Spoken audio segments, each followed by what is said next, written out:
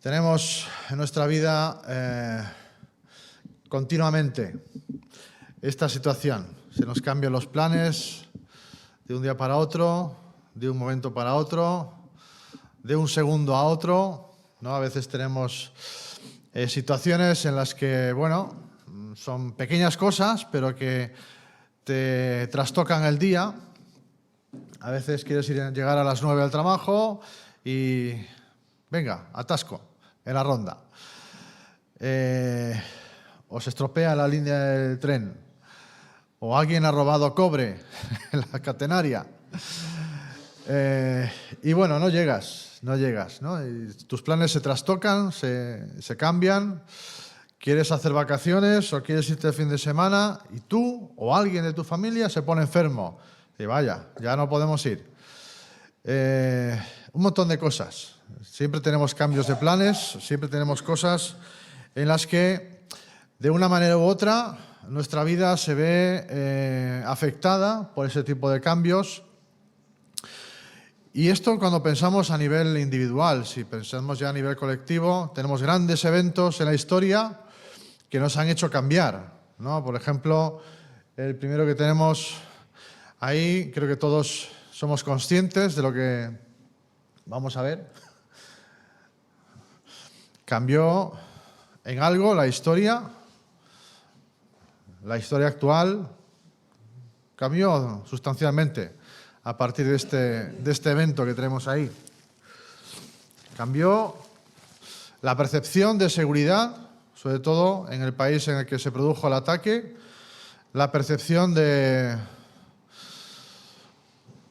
vivir bien, nuestra propia percepción, cambió nuestra manera de viajar, porque ahora cuando viajamos en avión, ciertas cosas que antes estaban permitidas a partir de este hecho ya no lo están. Los controles de seguridad son más exhaustivos, son menos permisivos. La situación geopolítica mundial cambió también. Fue un evento importante. Hizo que muchísimas personas tuvieran que cambiar su vida. Fue un cambio drástico para las personas que fallecieron, pero fue un cambio también muy drástico para las personas que sobrevivieron o tenían familiares que sufrieron las consecuencias. Hubo un cambio de planes drástico en sus vidas. Si vemos la siguiente, mañana se cumplen 20 años de esto. Hubo un cambio drástico en muchas vidas. Se cambiaron muchísimas cosas, muchos planes.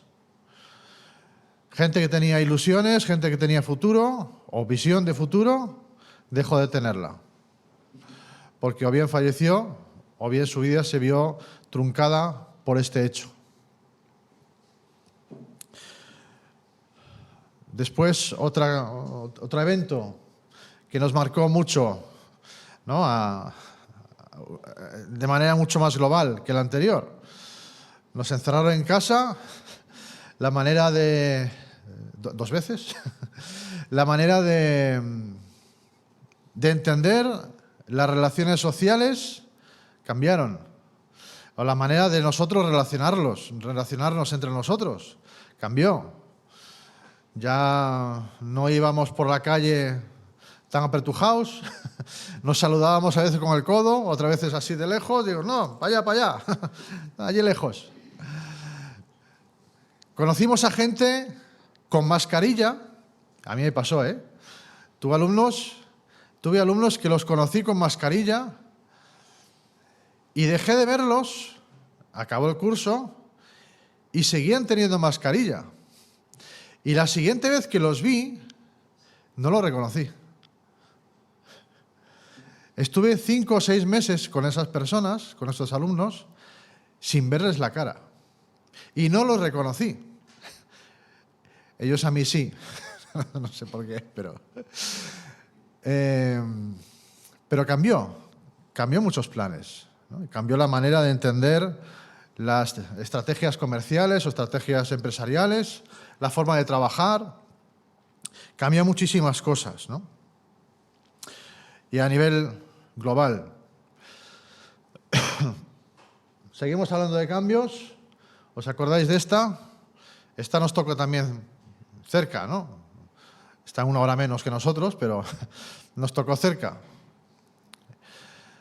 Veíamos en directo cómo se estaban destruyendo las casas de la gente.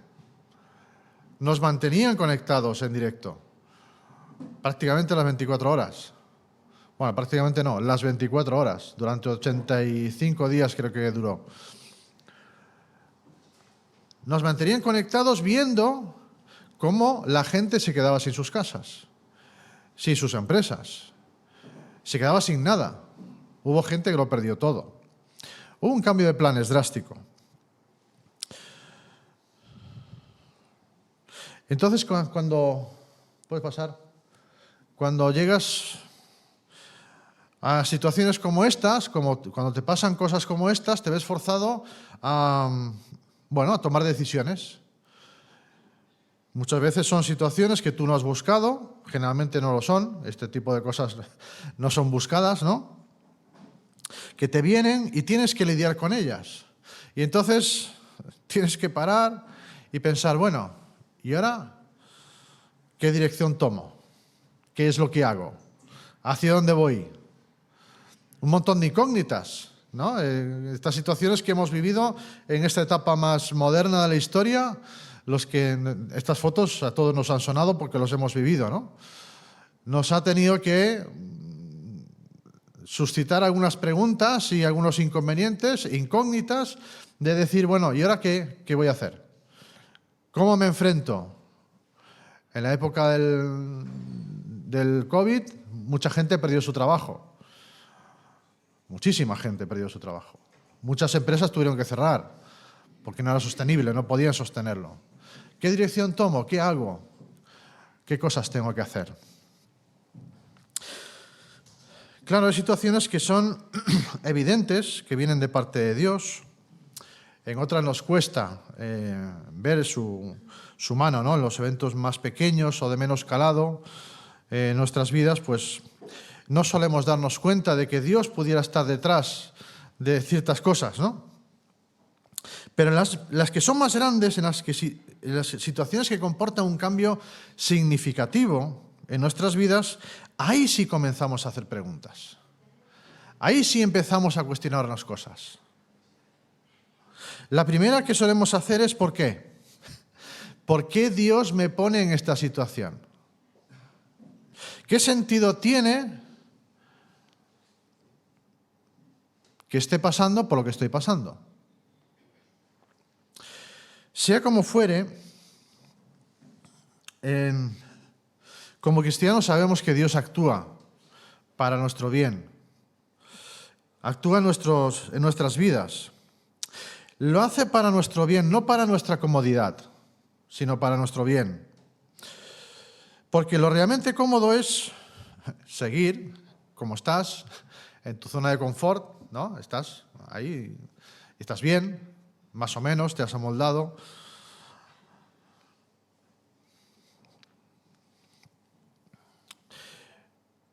Porque eso es lo realmente cómodo.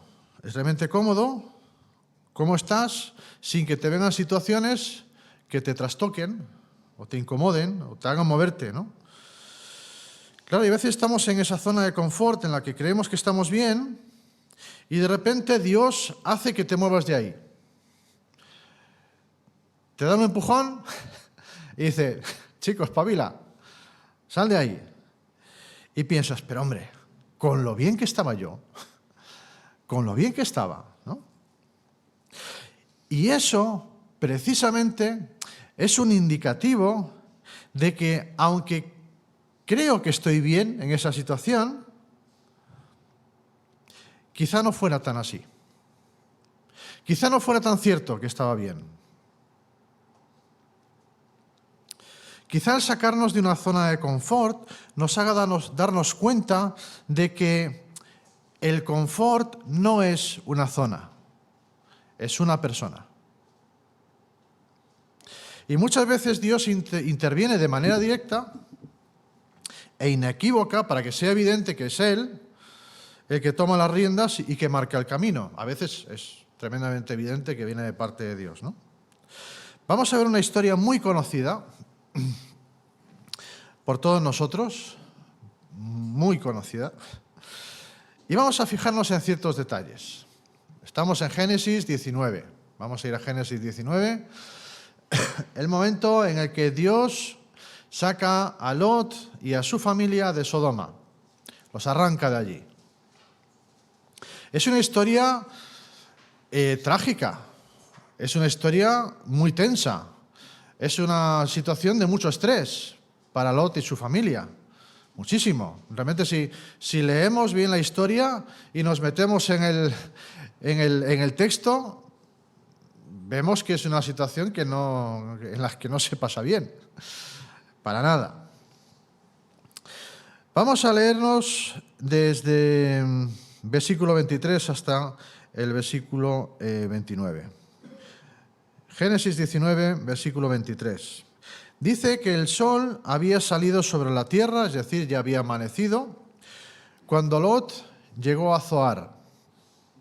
Entonces el Señor hizo llover sobre Sodoma y Gomorra azufre y fuego de parte del Señor desde los cielos, y destruyó aquellas ciudades y todo el valle y todos los habitantes de las ciudades y todo lo que crecía en la tierra.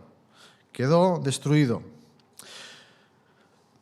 Pero la mujer de Lot, que iba tras él, miró hacia atrás y se convirtió en una columna de sal.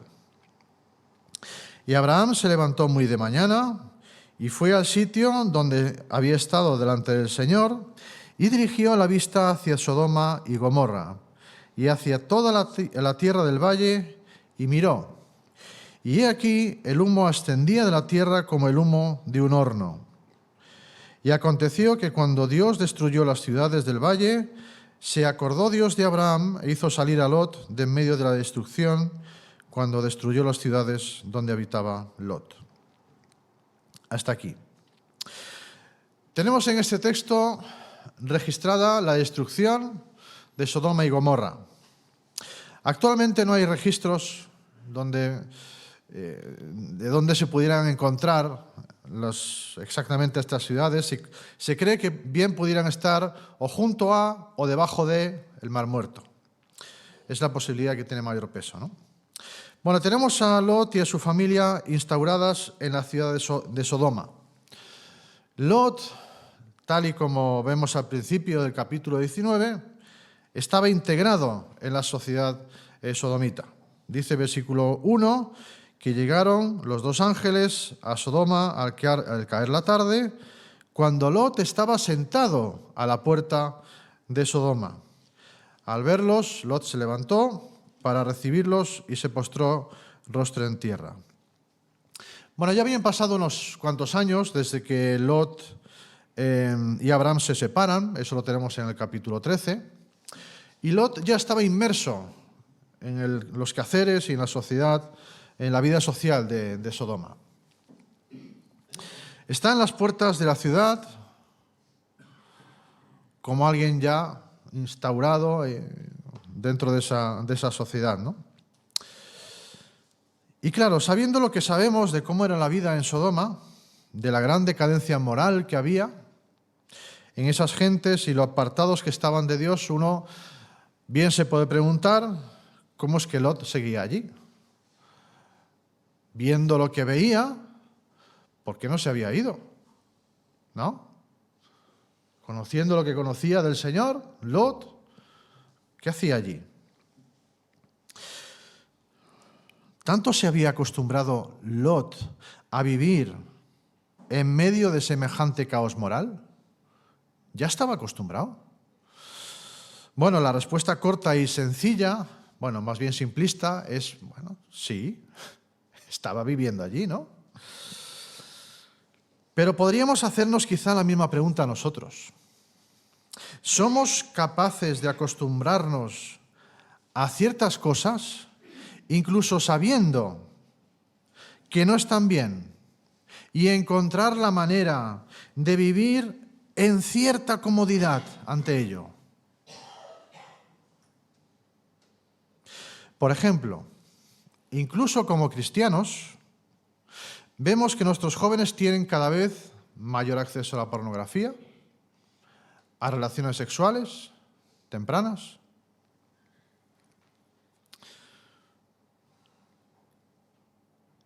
Estoy generalizando, ¿eh? Aquí generalizo. Y los cristianos no levantamos mucho la voz.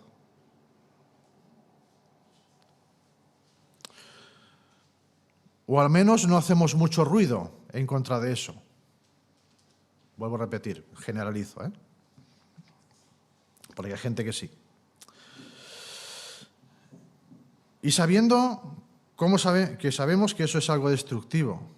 Estamos viendo también cómo se está imponiendo una ideología perversa de adultos dentro del sistema educativo de nuestros niños.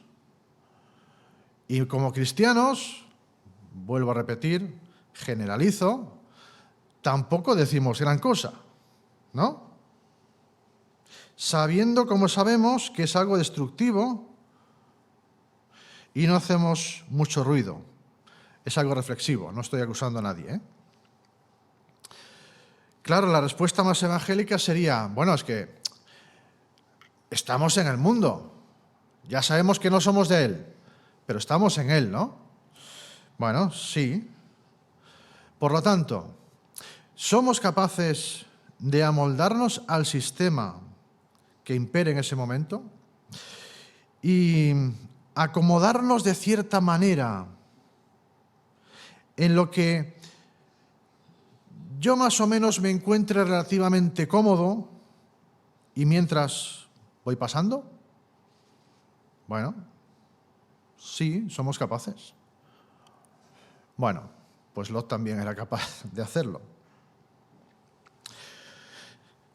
Seguro que Lot tenía sus planes.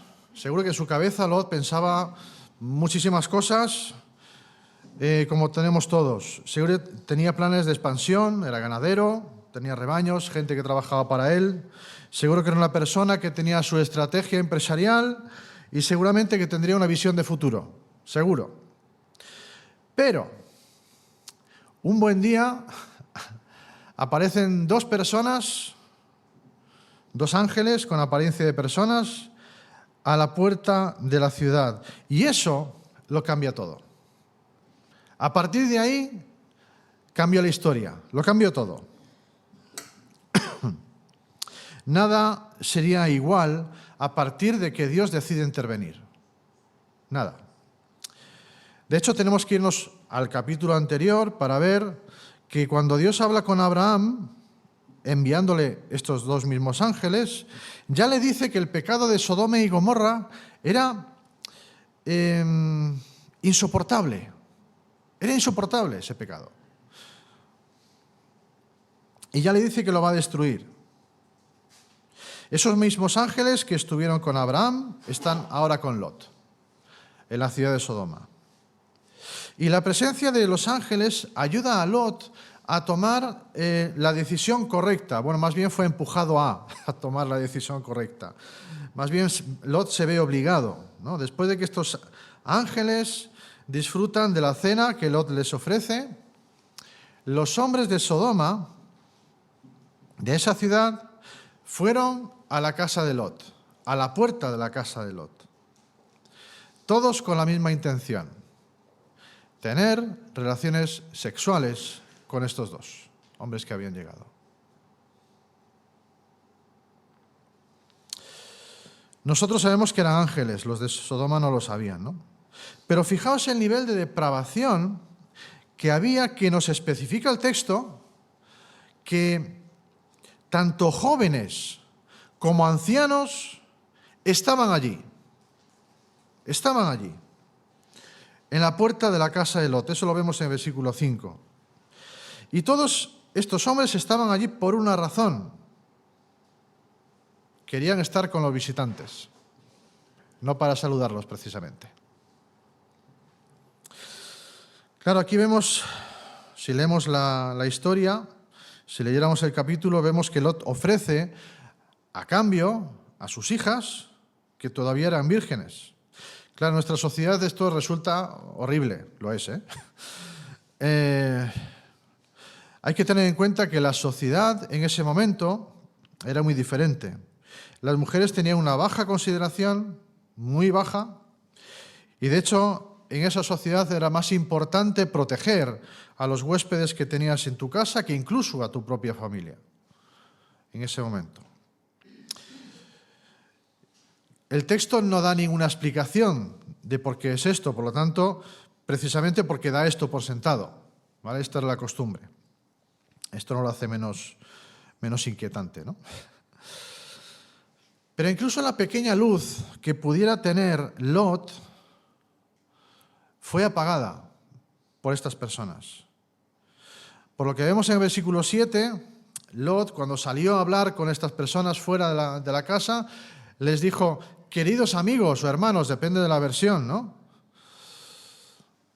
Es decir, tenía intención de calmar la situación y posiblemente tenía gente querida ahí.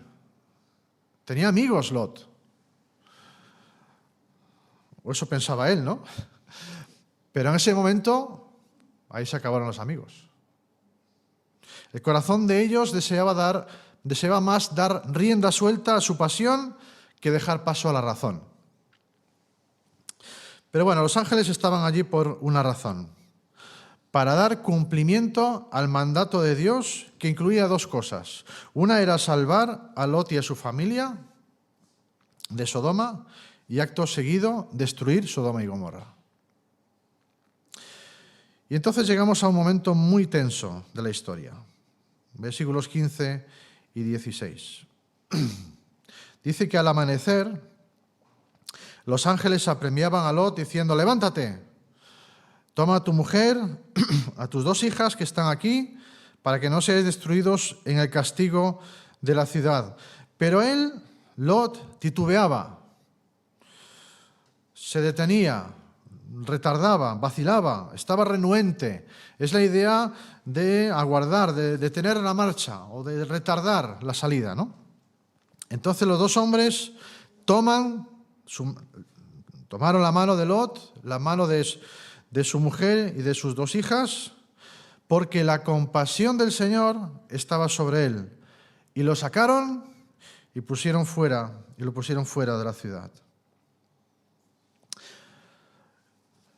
Claro, cuando tú te imaginas la escena, estás allí, te imaginas allí, ¿no? Ves la tensión de ese momento, ves la gran dificultad que tenían que estar viviendo en ese momento Lot, su familia. Un momento tan dramático que se está viviendo en ese momento.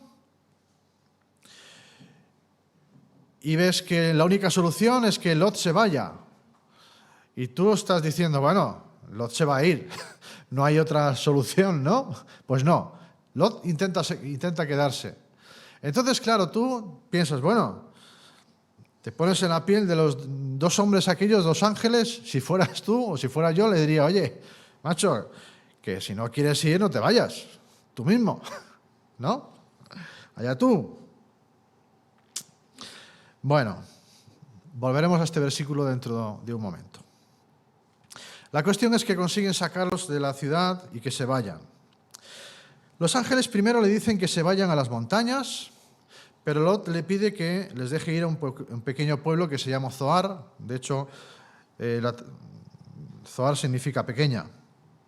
Se lo conceden y le dicen que no miren atrás cuando huyan, que no miren atrás. Bueno, la mujer de Lot mira atrás. Y entonces se convierte en estatua de sal. Bueno, Lot llega a Zoar y cuando está amaneciendo, en ese momento es cuando Dios comienza la destrucción de estas ciudades. Y nos dice que la mujer de Lot miró y se convirtió en una estatua. Recibió un castigo por mirar desobedeciendo. La obediencia juega un papel fundamental en este texto, pero hay algo más. Hay algo más que podemos ver aquí. Vamos a analizarlo por un momento.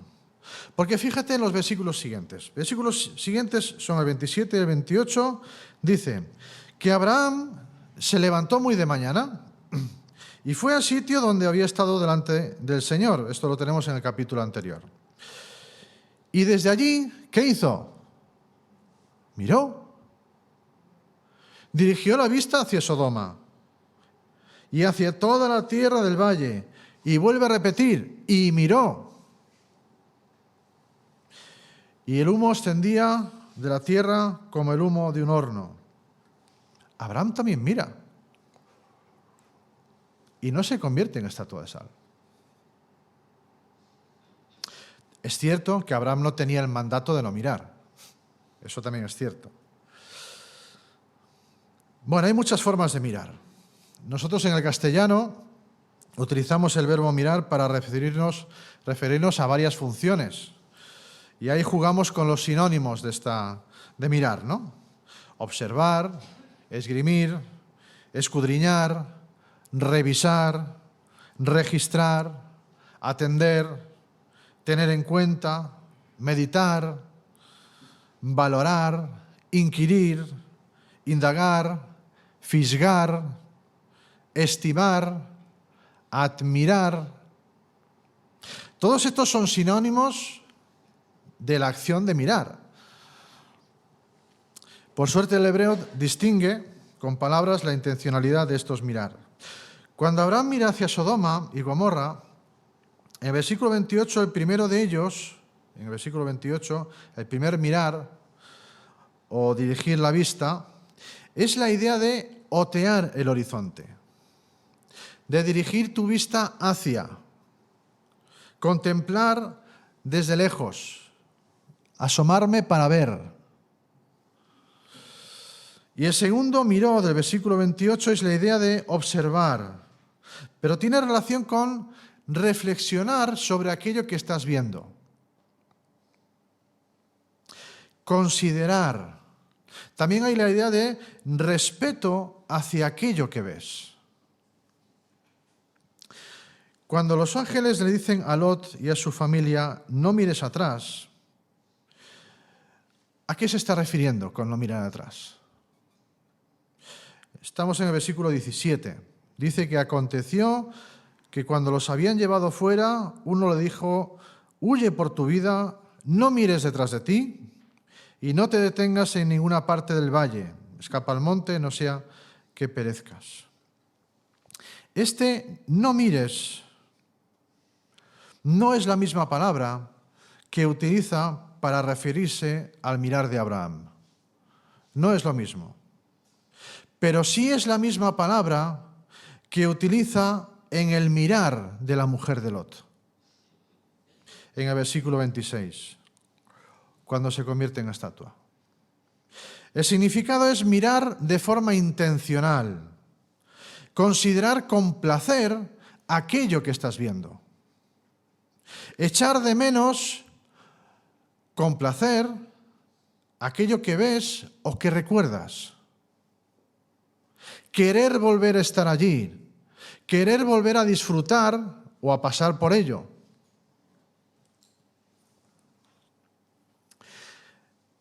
El problema no fue tanto mirar, sino que el problema fue lo que había en su corazón mientras lo hacía. La instrucción de parte de Dios era, no desees esto cuando te vayas.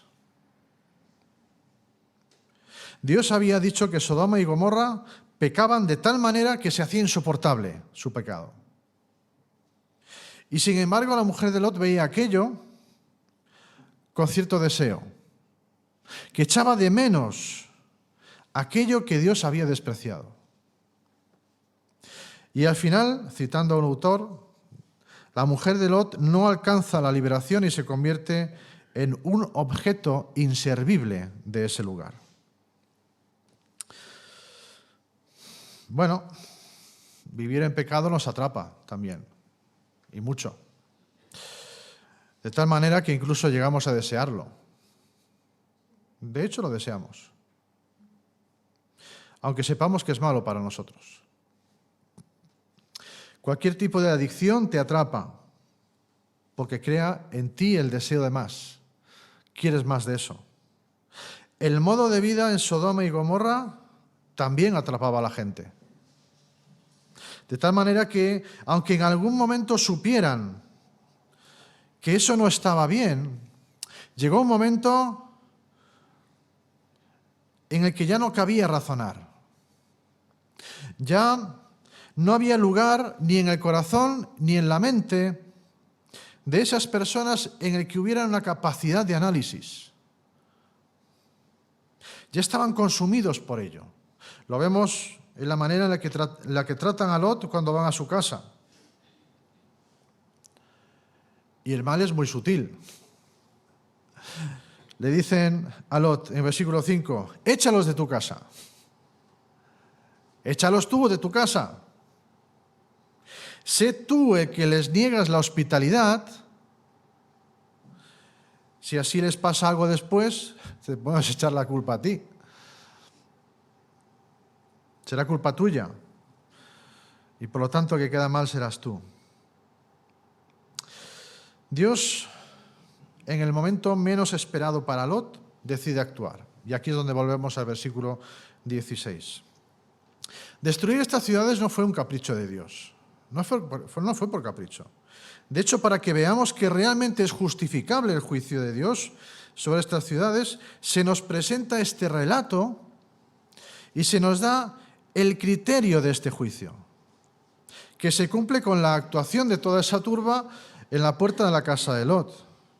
Ni la intervención de Lot, ni la ceguera causada por estos ángeles a los hombres que estaban en la puerta, evita ni hace entrar en razón a estas personas.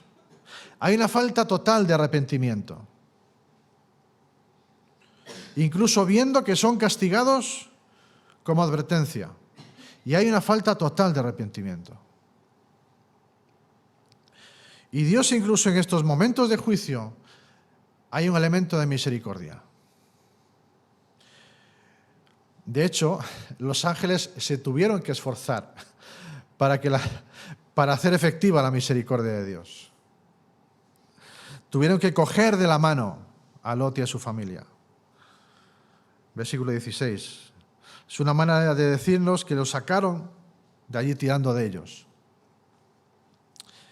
Y los ángeles hicieron esto porque sabían que Dios tenía misericordia de Lot y su familia. Así que Dios, a través de sus ángeles, los empujó fuera. No pocas veces nosotros también necesitamos algún empujoncito de parte de Dios para ir por el camino que tenemos que ir. Aunque nos esforcemos por hacer las cosas mal, y nos empeñamos muchas veces en hacerlo mal, el plan de Dios siempre se cumple. Siempre. Al final de este capítulo 19 en Génesis, si os acordáis, Lot acaba en las montañas, tal y como los ángeles le mandaron al principio que se fuera, pues acaba en las montañas. De hecho, acaba en una cueva. Lot ya sin esposa, las hijas convencidas de que no quedaban más hombres sobre la tierra y con la responsabilidad de tener descendencia, pues conciben un plan para concebir de Lot, de su padre. Y las dos tienen un hijo con Lot cada una. Es una relación de incesto que de hecho está prohibida y muy mal vista en casi todas las culturas, ¿no? Aunque fue involuntario por parte de Lot, porque las hijas lo emborrachan, y que había intenciones de procreación y nunca más se volvió a repetir, eso no lo hace menos malo, ¿no? El hecho es que a cada hija le nace un hijo, varón. La mayor tuvo a Moab, padre de los moabitas, y la menor tuvo a Ben-Amí, padre de los amonitas. Moabitas y amonitas fueron dos naciones que no formaron parte de Israel y que en varias ocasiones fueron fuente de conflicto para Israel. En la conquista de Canaán no se le permite a Israel tomar territorio ni hacer guerra contra los moabitas ni los amonitas. Pero en cuanto a la participación de la herencia prometida, la ley prohíbe expresamente en Deuteronomio 23:3 a los amonitas y moabitas entrar en la congregación de Yahvé. Sin embargo, la misericordia y el propósito redentor de Dios permite que Ruth, la moabita, llegue a ser nada menos que la bisabuela del rey David, ascendiente de Jesús. Los planes de Dios siempre salen como Él quiere, siempre. Siempre se llevan a cabo, ningún plan de Dios fracasa. Pero cuando Dios comienza algo, no hay vuelta atrás. No se puede volver. Cuando los ángeles entraron en la ciudad de Sodoma y fueron invitados por Lot, no había vuelta atrás. Ya no. Lo que se nos dice es que no miremos atrás, deseando aquello que queda como algo mejor que Dios mismo. Claro, los tiempos pasados siempre son mejores, ¿no? Solemos decir. Lo miramos con añoranza, vemos el futuro negro y decimos, bueno, se vivía mejor antes, ¿no? Bueno, se nos dice que miremos hacia el camino que Dios nos marca como lo mejor para nosotros. No es que lo anterior fuera malo, sino que lo que viene está dentro del plan de Dios. Pero sobre todo, deseándolo a Él por encima de todo, porque Él es el que nos guía, Él es el que nos saca de los lugares malos y nos arrastra hacia Él. El camino que inició Lot, sin él saberlo, a través del tiempo, ha ido en una sola dirección, ha ido hacia Jesús. Precisamente es de quién se trata. Se trata de Él. Ni de nosotros, ni de nuestras circunstancias, ni de mis deseos, ni de mis pasiones, ni de mí mismo. Se trata de Él. Nos rescata, nos coge de la mano y nos guía por un camino en el que el destino también es Él. Y nos dice continuamente, no mires atrás, mírame a mí, que yo sea tu mayor tesoro, que lo sea yo, no las cosas que dejas por aquí, que sea yo tu mayor tesoro. La manera que tienes de salir de Sodoma es Cristo, y no hay otra. Dios puede permitir alternativas, ir a la montaña, ir a la ciudad, pero donde Dios no hace concesiones es en la obediencia.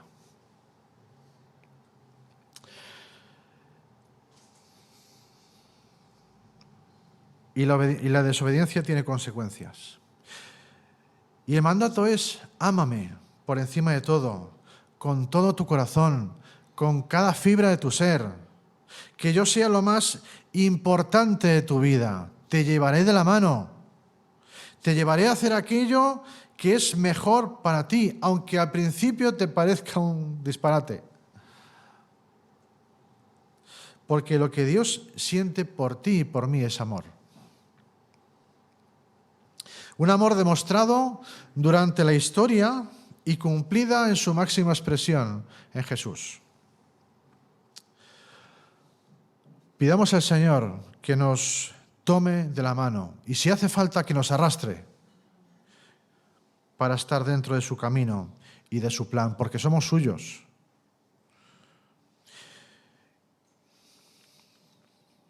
Y si aún no has entregado tu corazón a Cristo, déjate atrapar por Él. Que Él te arrastre hacia Él y tu vida cambiará. Será como Él quiere que sea. Y eso es lo mejor que te podría suceder.